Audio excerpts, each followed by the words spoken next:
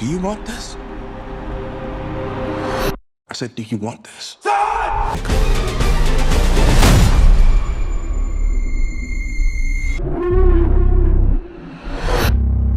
So you're gonna have to ask yourself, what am I willing to sacrifice?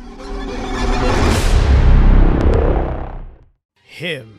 Catching up on the backlog, we had this little movie that I was extremely interested in for several reasons. The biggest reason that other people also seemed interested in it was that this was supposedly Jordan Peele's next film after Nope. And nope, that isn't actually true. This is Peele's production company's, Monkey Paw Productions' next film after losing the production credits for Weapons. Ouch. The actual director is Justin Tipping, who is a relative unknown. His last feature film credit is for the 2016 movie Kicks, which I've never seen, but is about an African-American boy who gets his shoes stolen and has to go on a violent adventure to get them back. I can kind of see where the inspiration for Peele would come from, given the racial theming, but it is odd to see a relative unknown come back almost a decade later with a bigger production under his belt. Strange.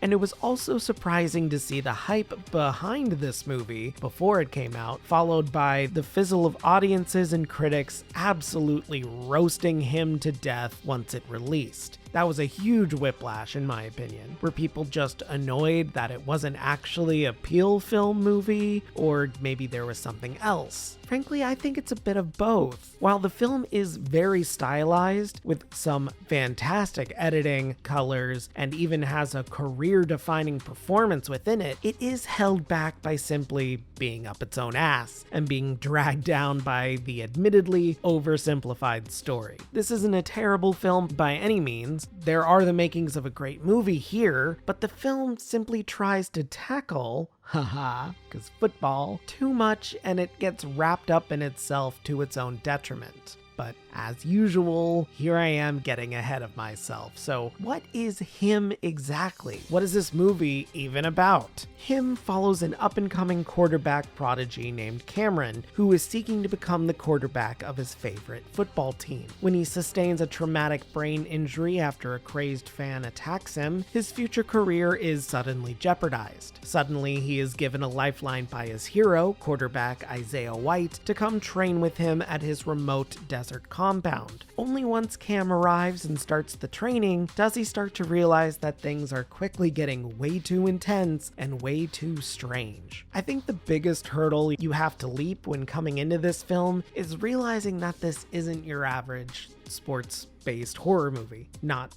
that there's a lot of those. This is a stylized art house movie with surreal visuals like characters vomiting up gold chains and jewelry, and both subtle and painfully obvious metaphors. In the first scene, this is especially egregious with the fascination with the sports team named the Saints and Cam's family including a shrine to the team alongside their own family. It's creepy and weird and painfully obvious what the messaging is supposed to be. To be fair, the religious metaphor should have been known from the get-go. I mean, look at this poster. It's evoking Christ and the crucifixion, which is the most obvious message here, especially when the movie starts getting into sacrifice. The big thing is talking about what is Cam willing to sacrifice for greatness, and is it worth it? There are admittedly a lot of different themes and messages here, so much so that the film quickly starts to get confused over what it really wants to focus on. You have the sports being compared to religion, sports fans being compared to religious fanaticism, drug use in sports, violence in sports, racial violence, race being used as a catalyst for change, how rich white people control black athletes and force them to destroy their bodies while they make money, black on black violence, self-sacrifice, and the role of family and religion, to name a few. There's plenty more, like the influence of money and power, and I could just go on. There are so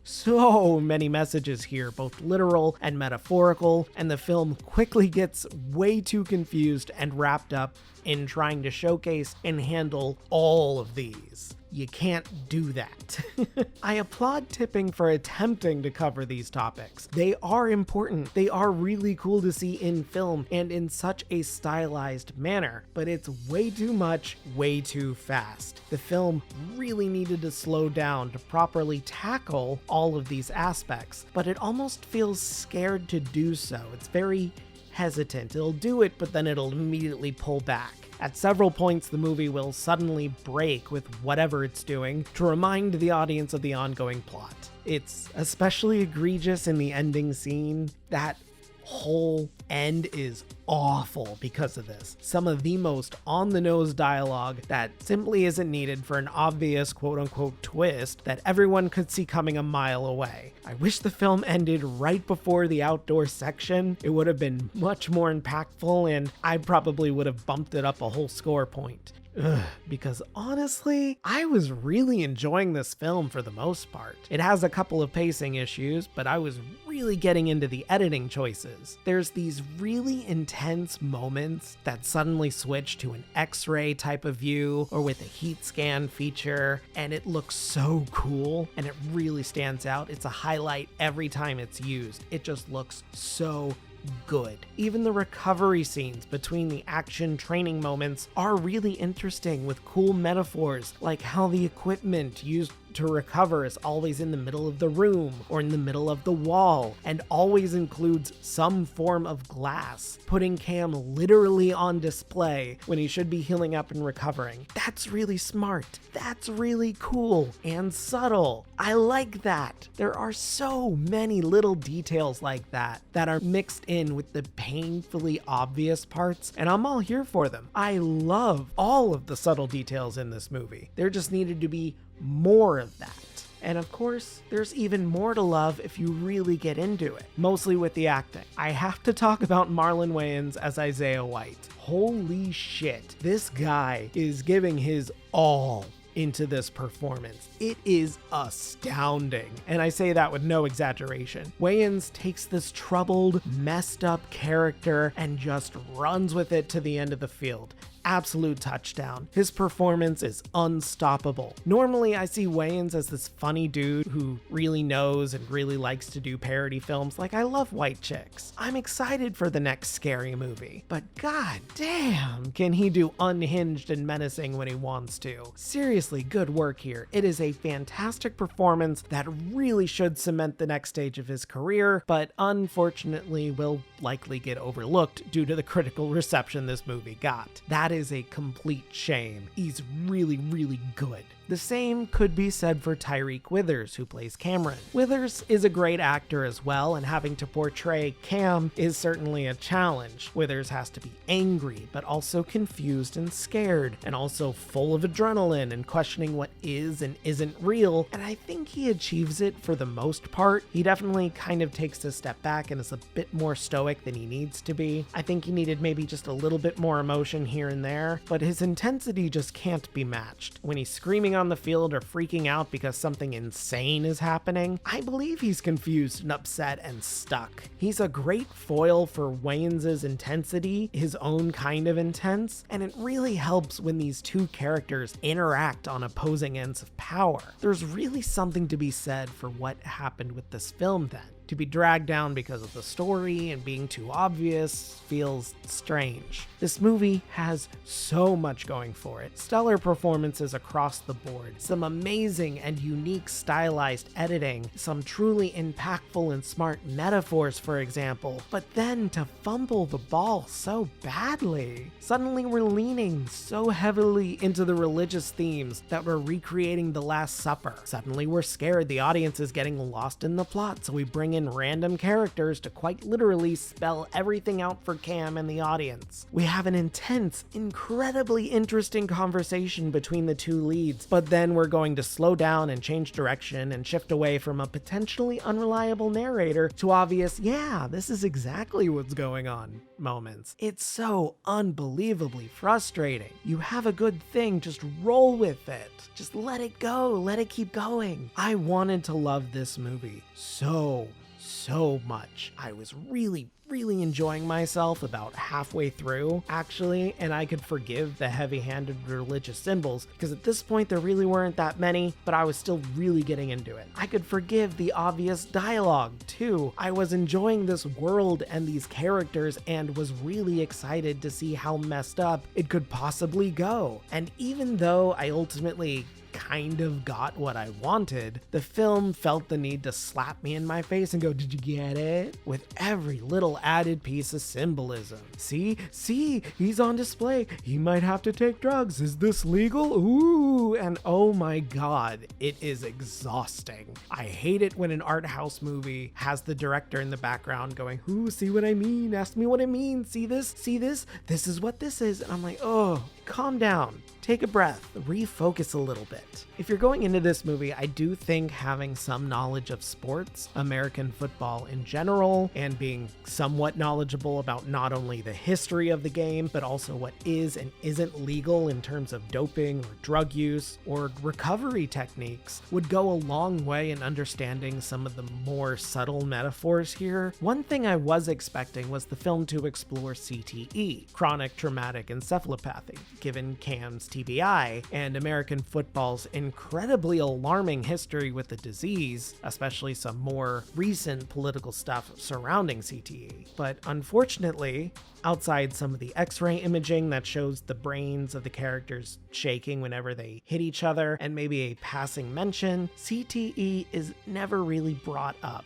It honestly feels like that should have been one of the major story focuses here, considering just how prominent and dangerous and neglected the actual disease is. It's killed hundreds of football players. Like, come on here.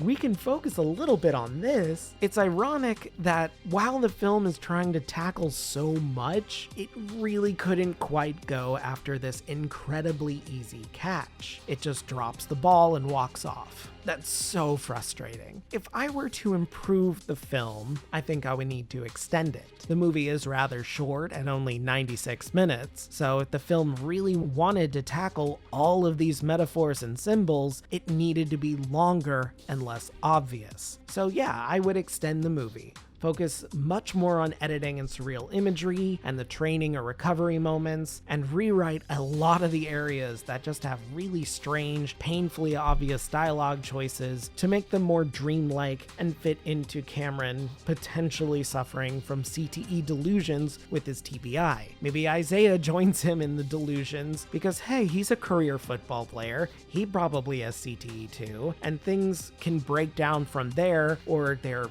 maybe forced to keep going to tie into the symbolism of the white owners and needing to sacrifice to be the best. There are so many different ways to go after this, and I would love to see someone attempt to it. This story is solid, even with the heavy-handedness. There's a lot of good in this film, but it's just buried under it trying too hard and having poor cleanup. So seeing someone else take it and maybe go into a different direction would be really cool. I think there's way more we could do with this story. This movie isn't something like Joker 2, for example, where I genuinely enjoyed that film and thought the main gripe that the overall audience had was that they didn't understand what the movie was trying to say and do and wanted it to be something different entirely. With him, I think it's the opposite problem. The movie is too obvious and the simple parts of the plot are just not very engaging. It trips up in itself way too much and it really weakens because of those missteps. Overall, I do recommend this film extremely tentatively, and maybe only for one viewing. I don't think you need to see it in theaters, so I'd say wait for streaming. I will say go in knowing that this is a surreal art house film first and a sports horror thriller second. It has some uneasy moments, but nothing too crazy. Buckle up for Wayans' amazing performance, and I think you'll have a decent enough time. Like I said, it really just needed a little bit more of a cleanup, maybe an extension closer to 2 hours, to be something great. Until then, this movie really ain't it, and it's tackled before it can even get the first down. I do think it has some shining moments, but it just fumbles the ball way too much. So ultimately, him gets a 6 out of 10 from me.